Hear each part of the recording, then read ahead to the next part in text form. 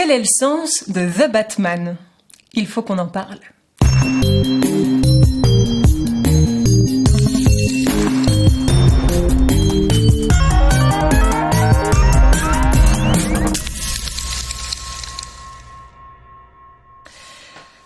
Matt Reeves. Matt, on l'attendait ton Batman. The Batman et sa distribution de super bonhommes. Les géniaux Pattinson, Turturro, Farrell, Jeffrey Wright et Paul Dano. On avait hâte de retrouver notre bestiaire préféré et de déambuler avec lui dans l'obscurité de Gotham. Mais à quel prix ? À vrai dire, on sait bien que la figure du Batman ne se prête guère à des modèles révolutionnaires, mais là, on en vient à se demander si la pénombre ne sert pas, surtout, à cacher la misère. The Batman, c'est, en bref, le crime est partout. Batman, qui abhorre le crime, qui est très musclé, très riche et très fâché, offre à Gotham la solution pour éradiquer le crime. La peur. Fear is a tool. When that light hits the sky, it's not just a call. It's a warning. Oui, les nions de Batman sont dissuasifs. Le crime a peur de voir la chauve-souris surgir, de se faire péter la gueule, les dents et tout le reste. Batman brise les petites frappes à coups de batte, et on est d'accord, c'est bien tout ce que méritent ces blattes qu'on voit grouiller et agresser pour le plaisir. Heureusement que le tabasseur en chef est là pour les faire filer droit. The hell are you supposed to be?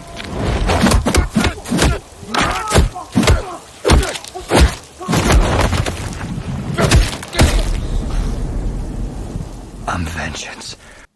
Après cette subtile introduction, nous découvrons à travers des extraits de JT télévisés que les politiques se livrent une guerre acharnée pour les prochaines élections à la mairie de Gotham.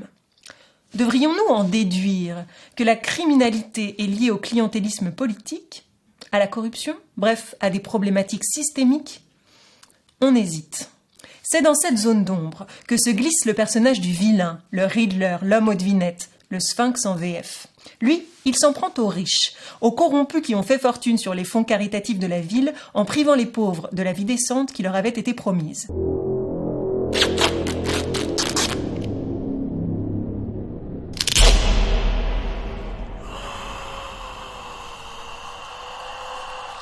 Le Riddler, c'est la rancœur incarnée.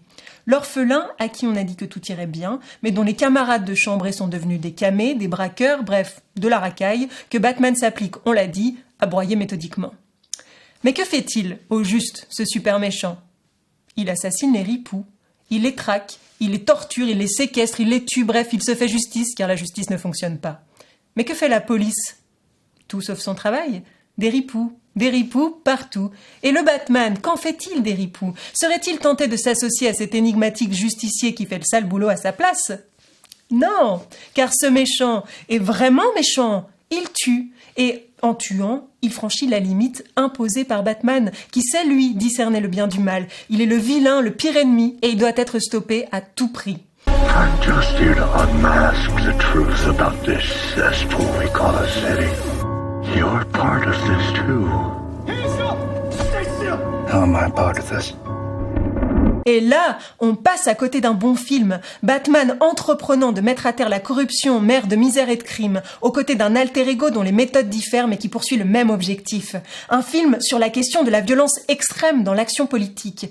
Un récit mettant en scène un héros transfuge de classe, combattant les riches pour la justice. Ça aurait été beau, ça aurait été élégant et appétissant. Mais oublions, ce film-là, les auteurs ne l'ont pas jugé bon.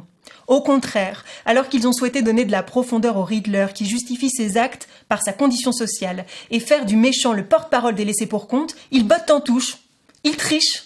Pour conserver le statut du super méchant et assurer la légitimité du Batman, le Riddler n'est plus lucide et violent, il est fou. En faisant fi de la cohérence des deux premiers actes du film, ils donnent à voir un détraqué prêt à faire sauter les digues de Gotham et faire des milliers de victimes collatérales alors qu'il était jusqu'ici chirurgical. Can be cruel, poetic, or blind. But when it's denied, it's your violence you may find. Justice. Et là, bingo, Batman redevient notre héros, lui qui connaît la justice, qui en est le bras armé, qui va casser des nez dans les boîtes malfamées, qui enquête sans mandat, qui agit sans entrave, car la police est empêchée. Il est efficace, on est soulagé, on le remercie. D'ailleurs, s'il est le sauveur de la masse, il est aussi le mentor de Catwoman, interprété par Zoé Kravitz qui a la bonté de se prêter à l'exercice. If we don't stand up, no one will. You got a lot of cats. I have a thing about strays. The bat and the cat. It's got a nice ring. You new friend of yours? I'm not so sure. Les deux orphelins sont vêtus de noir et en quête de revanche, et cette gémellité exacerbe leurs divergences. Tandis que les parents philanthropes de Batman étaient abattus au grand jour et mouraient main dans la main, la petite Catwoman, elle, voyait papa mafieux étrangler maman escorte à main nue dans un club clandestin. Bruce, le riche anonyme, doit donc protéger la fougueuse Selina d'elle-même. Et c'est avec brio que le fils de Bourges sabote le projet de vengeance légitime de la minette des bas-fonds, et qu'il se prend les pieds dans ses propres contradictions. Au grand criminel, la grande justice, au petit voyou, le bris de genou. De richesse, de vitesse. Par nature, Batman sait mieux que Catwoman ce qu'elle doit faire pour ne pas gâcher sa vie, et c'est en bon patriarche qu'il la prend sous son aile. Who are you under there? What are you hiding? Selena, don't throw your life away.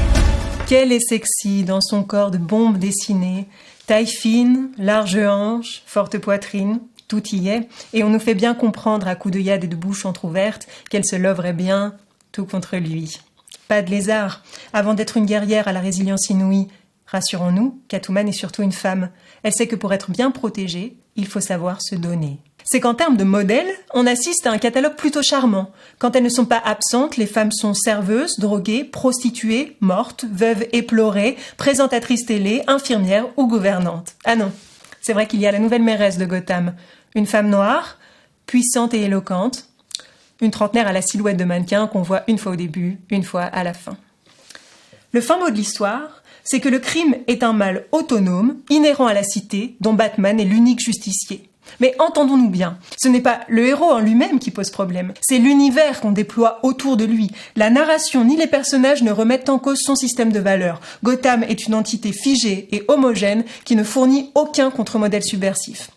Pourtant, la justice et la vengeance, on aurait aimé les voir porter à l'écran, que ton film questionne l'héroïsme et la violence. Mais là, Matt, franchement, quel est le sens ?